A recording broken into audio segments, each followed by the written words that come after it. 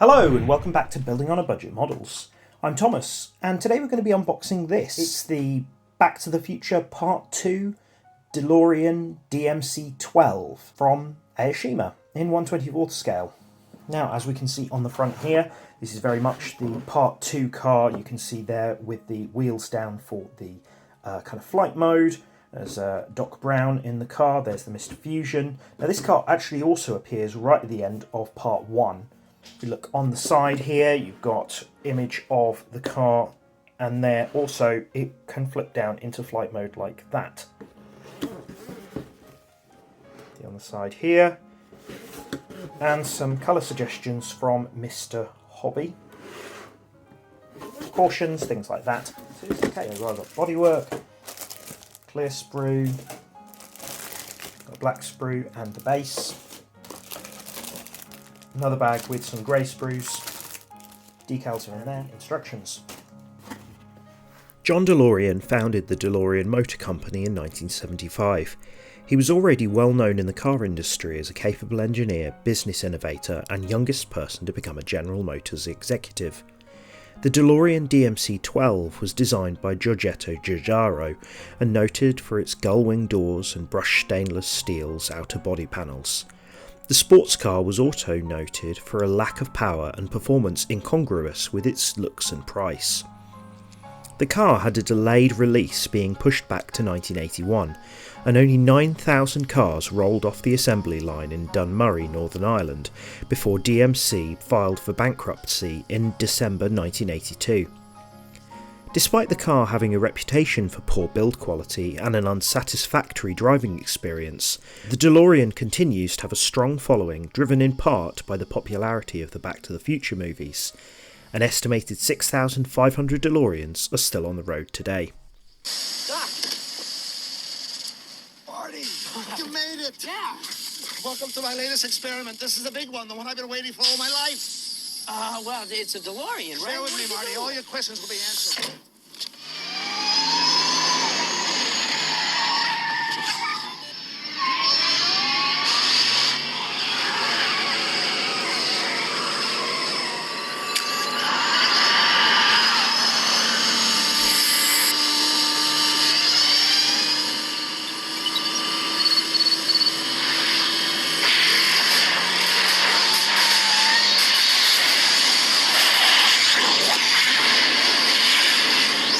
So you can see here with the instructions, you've got the safety information as you normally do. The instructions start by looking at the bodywork and the undercarriage.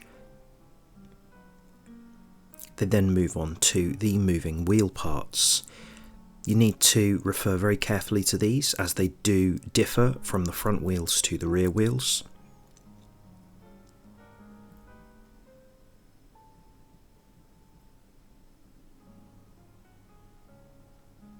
Then, following the construction of the wheels, it goes on to the interior,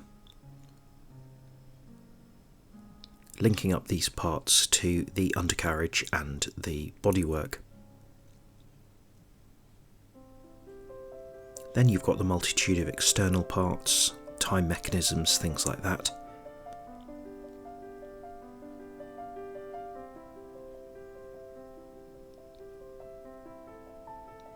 And it finishes off with the base. Here's all the parts in the kit with the things that you don't need greyed out. Okay, we'll start with this one. So we've got 3 sprues in here. You've got the interior there, gear stick moulded in, got the 2 seats, there is the dashboard, and there's the top of the dashboard. And you've got moulded wire detail in there, which can be a bit fiddly to paint. There's the door cards. These are the either sides of the kind of vent bits at the back. You've got some of that time circuitry stuff and other bits and bobs and things like that. I think that goes underneath the Mr. Fusion in the back. But yeah, no flash whatsoever. All done in this kind of slightly metallic irony colour. This sprue here. Yes, we've got more of these sort of time circuits that go around the car. Got this which goes over the engine at the back. There isn't any engine detail, I should say. These go in the vents. There you've got the flux capacitor. This goes where the Mr. Fusion goes. You've got some more external and internal time parts. That goes on the roof. There's the alarm clock, which is at the end of the first film. Some other parts that go on there. That is sort of like the firewall, and the flux capacitor goes on there. We've got these signature DeLorean wheels. These were used on the car in the first 2 films, and then they swapped to different wheels twice in the third film. You can see the rear ones are deeper. But yeah, a bit of black panel line wash will pick out that detail, I think. Then in this bag we've got some black sprues. So on this one we've mainly got parts related to the moving wheels. So you can see that this sort of frame and these sort of things here, they're all to do with moving the wheels from the upright to the kind of hovering version. Also got windscreen wipers here, we've got wing mirrors, that goes around the Mr. Fusion I believe, rear view mirror, gear stick, these go under the wheels. There's the steering wheel, there's the kind of indicator stalks, that sort of thing. But yeah, just as before, no real flash whatsoever that I can see on there. Now these parts are very delicate, so when doing the wheel assembly, do be very, very careful. So then we've got the undercarriage here. Now this isn't what a normal DeLorean looks like, because it's had all these kind of hover parts added.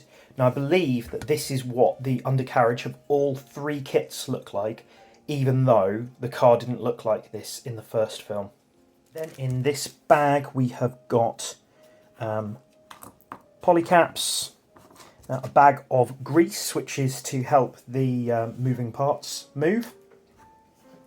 Then we've got 4 tyres. You can see they're different thickness. They do actually have Pirelli markings on the side of them, even though definitely in the first film they were Goodyears on the car. Then we've got the bodywork. So this all comes in one piece. You've got the wiring detailed down there, and completely open here at the back for all those other parts. Got things like the license plate is moulded in place. So got this DeLorean marking here. The funny thing is that there's never actually been a proper DeLorean kit. See there, the badge on the front. Lots of rubber trim which needs to be masked off and painted for this. I suppose that you could convert this into a standard DeLorean, but it would take a lot of work. And as for the mould lines, they seem to be along here, along there, and down there. So yeah, quite a sort of angular 80s car. Then we've got the clear tree. So as you can see here, the windows are all moulded in one part. It's a bit of a shame because there seems to be a kind of mould imperfection here, which you won't be able to hide. Then you've got the tail lights here. Now these parts here go on top of the Part 3 car, so those won't be used. These are the headlights. You've also got some other interior parts. And this part here is to goes together to make the car sort of hover stand. Then we've got the decal sheet. Now I think this decal sheet is identical for all 3 versions of the car.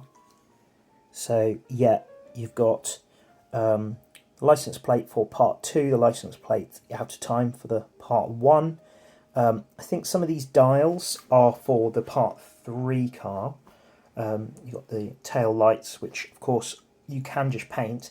Now it was quite nice, as even though you can barely see it, there are actually different dates on these. So these digital display bits here do actually have different dates on them, depending on which which film you're in. But yeah, not that you will see any of those details once the lid is on.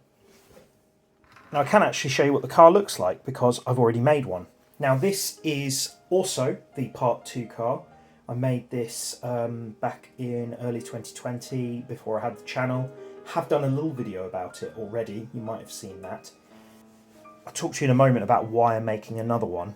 You can see there the wheels are down. I would say that this probably isn't up to my standard today, but look, you can see there is a little mechanism down here at the bottom which actually is ever so slightly damaged on this version here because it was knocked off a table once. But there you are.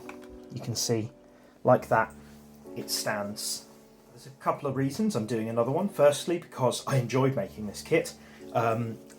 Even though part 2 isn't my favourite of the films, it's definitely part 1's my favourite. This probably is my favourite of the cars with the flight mechanism.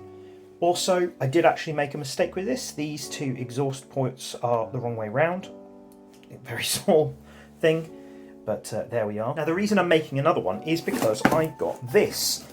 Now this is from a website called Captain Jack's Models. It's a lighting kit for this car. He does lots of different lighting kits on there. I think there's a version for the polar lights version of this car as well. But I'll show you what's inside. There are instructions on their website, which I will link in the description down below. I'm not being paid for this. This was my birthday present. So you can see here we've got lights for the footwells, tail lights, headlights. You've got fibre optics for the flux capacitor, which should make them flash. Also, this kit is USB powered, so no need for any batteries in there. It'd be really interesting to add these to the kit. I think it should make it a really unique centerpiece.